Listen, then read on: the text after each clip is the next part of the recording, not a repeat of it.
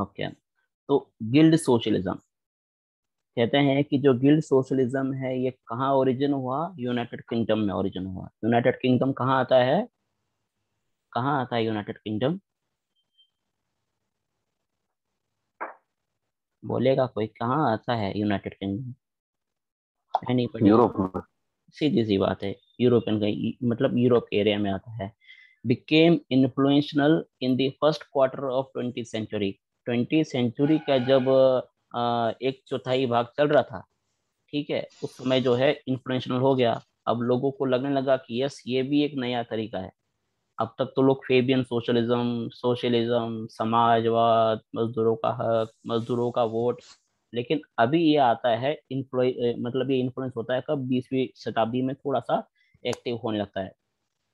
ये किन लोगों के बलबूते पे आया है? एक है GDH कोल। GDH कोल इससे पहले भी हमने पढ़ा है। GDH कोल और विलियम मॉरिस, ये दो फिलोसोफर है, ये दो पॉलिटिकल थिंकर है, ठीक है। इनकी एक किताब है जो कहती है सेल्फ गवर्नमेंट इन इंडस्ट्रीज। कब रिलीज हुई थी वो बुक? कब प्रिंट हुई थी बुक? 1917 में। 1917 एक और चीज के लिए फेमस है। किस लिए फेमस है 1917? बताएगा कोई?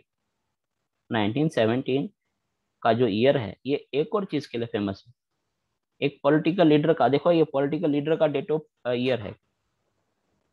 थोड़ा हिंट दूं क्या मैं? कौन है वो? डेट किसका ईयर है 1917? Adolf Hitler. Adolf Hitler? No, I am no no no talking no. About Indian context I am saying. See, 1917 is basically famous for Indira Gandhi's birth year, right? So you should remember things like this. History में आप देखोगे ना, ये आंकड़ों का ही खेल है। आप चीजों को रिलेट करके देखना है, आपने जो है चीजों को समझ के देखना है। 1917 मतलब आपको चीज याद होना है। Self government in industries area, ये रिलीज हुई थी बुक। और यस, इंदिरा गांधी से आप कनेक्ट कर सकते हो। इंदिरा गांधी का बर्थ ईयर है, याद रहेगा आपको, ठीक है, होना भी चाहिए। अब ये जो है GDH कोल और William Morris, they were basically the major exponents of this socialism I am saying, this particular socialism. Which socialism? Guild socialism. इनका क्या कहना था? देखो इनका क्या कहना है हम देखेंगे, लेकिन पहले हम ये दो किताबें और देख लेते हैं। अब गिल्ड सोशलिज्म, इनकी बुक जो थी और 1920 में रिलीज हुई थी। उसके बाद में सोशल थ्योरी, ये जो है ये भी 1920 में दो किताबें रिलीज हुई थी इनकी, ठीक है। अब ये किताबें क्या कहती हैं? ये किताबें फोकस करती है किस पे? Sole supremacy of state. State अपने आप में सुपीरियर नहीं होना चाहिए। अगर स्टेट सुपीरियर नहीं होना चाहिए तो कौन सुपीरियर होना चाहिए? हम नेक्स्ट स्लाइड में मत आपको हम आगे देखेंगे, ठीक है। स्टेट के सुप्रीमेसी में नहीं बिलीव करता है, यानी कि स्टेट अपना जो मनमानी है, स्टेट अपना मनमानी नहीं करना चाहिए। स्टेट अपने आप को अपने आप में जो है सर्वोपरि नहीं समझना चाहिए। स्टेट यहाँ पे संप्रभु नहीं होना चाहिए, ठीक है। State is not a supreme institution. State यहाँ पे कभी भी सुप्रीम इंस्टीट्यूशन में काउंट नहीं होना चाहिए, ऐसा इनका कहना था। अच्छा, और स्टेट जो है जितना भी superior from all human institution, ऐसा भी नहीं होना चाहिए, क्योंकि स्टेट अपने आप में एक ऑर्डिनरी इंस्टीट्यूशन है। State is not superior from all human association, क्योंकि ह्यूमन एसोसिएशन है। ह्यूमन एसोसिएशन जो है इसमें लोगों की अपनी मांग होती है। वो मांग किसको रखते हैं? गवर्नमेंट को रखते हैं। गवर्नमेंट काम करती है, मतलब ह्यूमन एसोसिएशन बोल रहा है तो गवर्नमेंट काम कर रही है ना। तो ह्यूमन एसोसिएशन क्यों नहीं सुप्रीम हो? तो इनका कहना है GDH कोल का, ये कहते हैं कि ह्यूमन एसोसिएशन ऊपर है, स्टेट नहीं ऊपर है, ठीक है। और ह्यूमन एसोसिएशन जो है, जितने भी ह्यूमन एसोसिएशन है, they should be treated as all as other as other institution are been treating.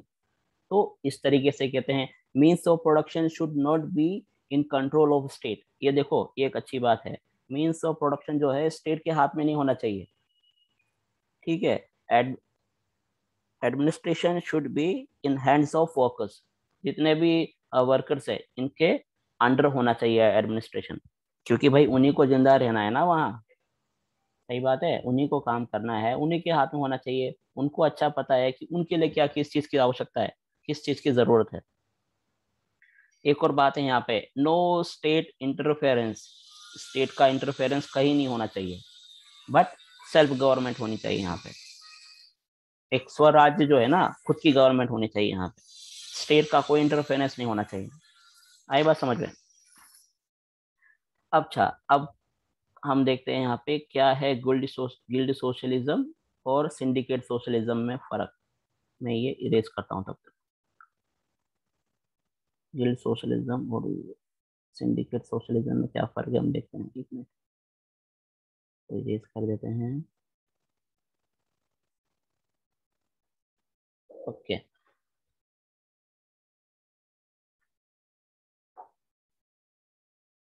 Hmm. Syndicate socialism क्या, सिंडिकेट क्या है, बेसिकली वर्कर्स ऑर्गेनाइजेशन है। लेकिन जो guild can be workers, capitalist, traders, consumer, retailer और wholesaler यहाँ count होते हैं। आई बात समझ में? तो यहाँ पे ये सारे एलिमेंट्स यहाँ आ सकते हैं, राइट। अब आइडिया क्या है यहाँ पे, मेन आइडिया है बेसिकली यहाँ पे फंक्शनल रिप्रेजेंटेशन का। फंक्शनल रिप्रेजेंटेशन क्या है? अब देखोगे आप, रिप्रेजेंटेशन इन लेजिस्लेचर और political based bodies and social economical community. India में है क्या ये फंक्शनल रिप्रेजेंटेशन? इंडिया में है क्या कहीं जहाँ पे जो भी जैसे फंक्शनल अपने फंक्शनल तरीके से लोगों को रिप्रेजेंट किया जाता हो यहाँ पे, या इकोनॉमिकल बॉडीज के थ्रू जो है लोगों को रिप्रेजेंट किया जाता है, या सोशल बॉडीज को रिप्रेजेंट किया जाता है? इंडिया में है क्या? किसी का टेक्स्ट आया है, देखते हैं। यस यस यस, तो क्या है इंडिया में? यस बोला है आपने, बताइए कहाँ है इंडिया में, मतलब किस तरीके से आप देखोगे? Finance ministry. नहीं यार, वो मिनिस्ट्री तो अपने आप में मिनिस्ट्री है ना, ऐसा नहीं But है। the representatives that we elect that are from means our group I'll tell only. you, Na? I'll tell you an example. Aryan, look here. Finance ministry people, take it as a, if you avoid the finance minister, take finance ministry as a system. It is neither worker, it is neither capital, no trader, neither consumer, no retailer, no wholesaler. So what they are, how they are being elected? Anybody? Functional, Politically. functional representation. There are, we see, we have group of doctors, right? We have group of traders, we have group of teachers, हमारे पास lawyers के भी group हैं, ठीक है, हमारे पास student association भी है, right. So if you see Arihant, no, I mean everybody, if you see, they have their own representation. अगर किसी डॉक्टर को आपने बोला कि भाई किसी को चुन के लाओ आपका नेता बनाने के लिए, तो वो किसी इंजीनियर को नहीं बनाएगा, जाहिर सी बात है, जाहिर सी बात है ना, वो किसी डॉक्टर को ही बनाएगा। तो ये है फंक्शनल रिप्रेजेंटेशन। तो किसी का टेक्स्ट क्या है? ना ना ना, ट्राइबल नहीं हो सकता।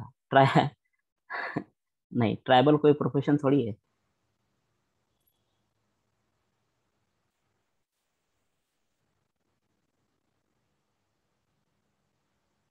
एबीवीपी या स्टूडेंट ग्रुप हो सकता है, अखिल भारतीय विद्यार्थी परिषद हो सकता है, राइट।